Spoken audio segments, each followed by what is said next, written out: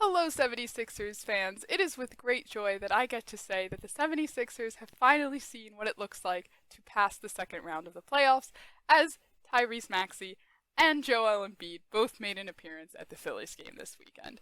I gotta say that I love that Joel Embiid is just chilling in the 100 section like it's nothing. And I do hope that this Red October vibe trickles down to the Sixers somehow because that's what we need at this point. But this is not Phillies Digest. This is Sixers Digest. We are talking a little bit of preseason. We're talking a little bit ESPN rankings, and we're talking a little bit James Harden because I have to. Now, before we jump into everything, I just wanted to say congratulations to the Celtics Digest channel for hitting the 1,000 subscribers mark. However, you guys are getting a little too close to comfort in terms of subscribers to the Sixers Digest, so I call out to you guys, the Sixers Digest fans, please make sure you hit that like button, please make sure you hit that subscribe button, and ring that notification bell so you can stay up to date on all things 76ers, and of course keep us in the lead of the other Digest channels in terms of subscribers. Now, let's just jump into preseason. We are 0-2 against the Boston Celtics. However, of course, take this with a grain of salt because one, it's preseason, and two, Joel Embiid and James Harden have not made their preseason debut yet. Now, James Harden allegedly, I'm going to say alleged after pretty much anything related to James Harden at this point, will be making his debut on Friday against the Hawks, and Joel Embiid will be making his debut tonight, depending on when this video is posted, against the Brooklyn Nets. So, definitely more to see and more to cover in terms of what we have brewing on this channel. But so far, the standouts have been Jaden Springer. I'm going to play his highlight-worthy block once again, just because I love it so much, against Jason Tatum in the first game of preseason. Honestly, the second game was not as exciting as a Sixers fan to watch.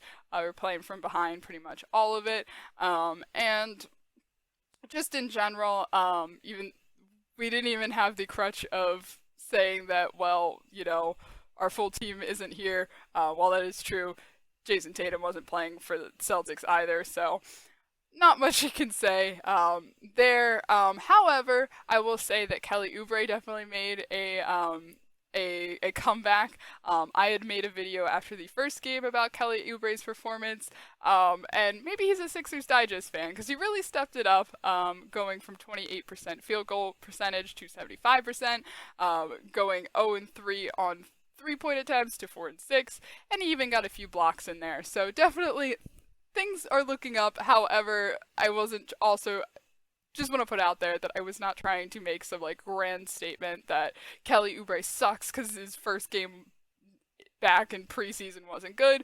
But something to keep in mind, and something that Sean has brought up in some of his videos, is that there are going to be nights where we love Kelly Oubre, and there's going to be nights where we hate Kelly Oubre, where he's his percentage is around the 28% mark.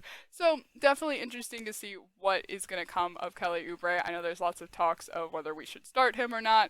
Definitely let me know in the comments what you're thinking on that. But in terms of preseason, that's pretty much all I want to say until we actually see Joel and possibly James play. I don't know.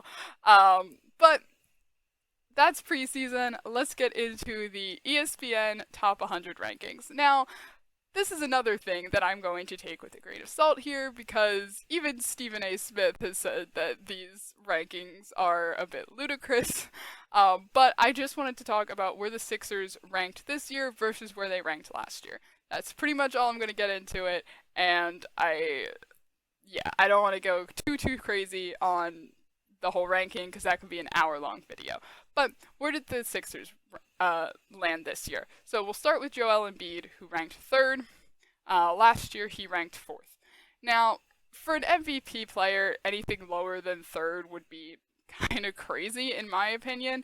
The top three ranking was Giannis, Jokic, and Joel. And I was fully expecting Jokic to beat out to beat out Embiid this year, just because he won a chip. And of course, this is encompassing all of not just regular season, but also the postseason. I was not expecting Giannis to be number one. Their argument was that he is a better full court player than Jokic is, and that was their argument there. So whatever. Sure, I guess. I'm genuinely surprised Jokic wasn't number one. But in terms of that, I've seen these kind of like top 100, top 125 rankings, and I've seen Joel place as low as like 6th or 7th. So third is fine in my eyes. Next, we have Tyrese Maxey, who last year came in 44th, and this year came in at 42nd. So he improved by 2 spaces, and I think this is criminally low for Tyrese Maxey. I think Tyrese Maxey is much better than 42nd, actually. I think for his age and his experience level, he has so much talent that has not even been shown yet. I'm also like a huge Tyrese Maxey stan, so while I might be a bit biased, I am kind of glad that the league doesn't fully see his potential quite yet, because I want to keep Tyrese Maxey as a Sixer as long as possible. However, at the same time, I do want his talent to be recognized, and I think that once he steps up his defense over the next few years, which comes with experience, he's going to easily be a top 20 player. I'm putting my mark on it now. I definitely think we're going to see him much higher in the rankings in the upcoming years. Now, here comes the fun ones.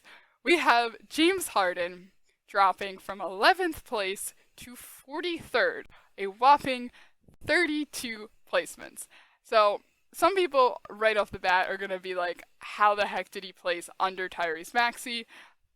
In terms of overall growth and what we're going to see in terms of career from this moment forward, I really like, Tyrese Maxey obviously has the age and the factor working for him in that.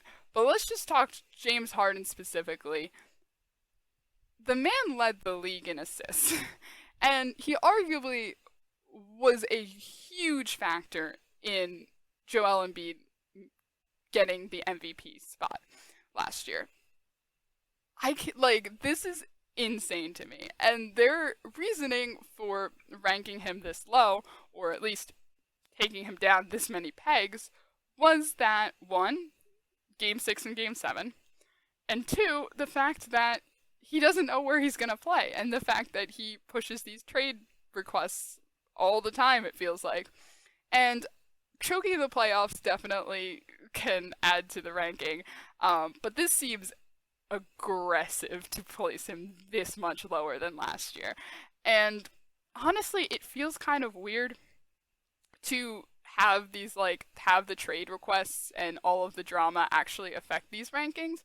But in a sense, it does make sense because, it definitely affects how he's playing and who he's playing for and who he's playing with. So, to an extent, I see it. It's got to be a low blow for him to see the rankings, but at the same time, if you're leading the league in assists, I can't imagine you being any less than 25. If you're leading the league in anything, I really cannot imagine that. So, I think this is a crazy placement. Definitely let me know what you guys are thinking.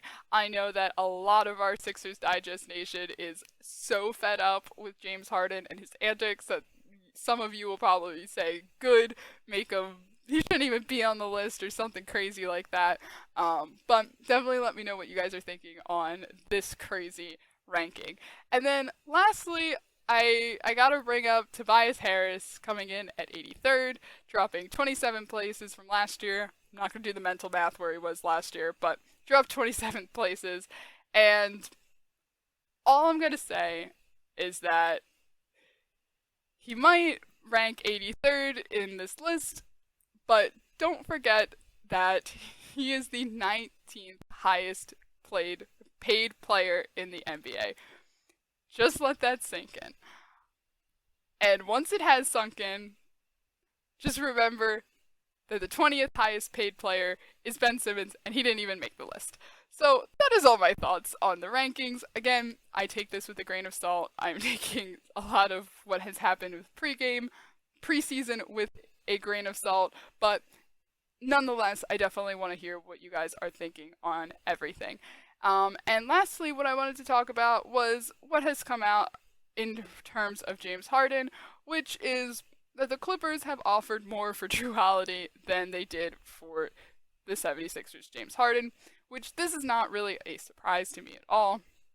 Obviously, Harden's age is definitely working against him. Obviously, his playoff history is working against him here. But this has got to be another blow to James Harden, as he just does not seem to be catching a break right now. And it's definitely got to be difficult for the management, the 76ers management, to hear that as well. So it's looking more and more like a mid-season trade for James Harden, which is actually what I said at the beginning of all this James Harden madness. So part of me is happy that I was correct about it. The other part of me is really wondering what the heck this season is going to look like and what the lineup is going to look like. And I'm just ready for another whirlwind with this franchise. So let me know what you guys' thoughts are on all of this preseason rankings, James Harden drama. Definitely let me know what you guys are thinking in the comments below. And until then, I will see you guys next time, and stay tuned for more coverage of preseason. Bye.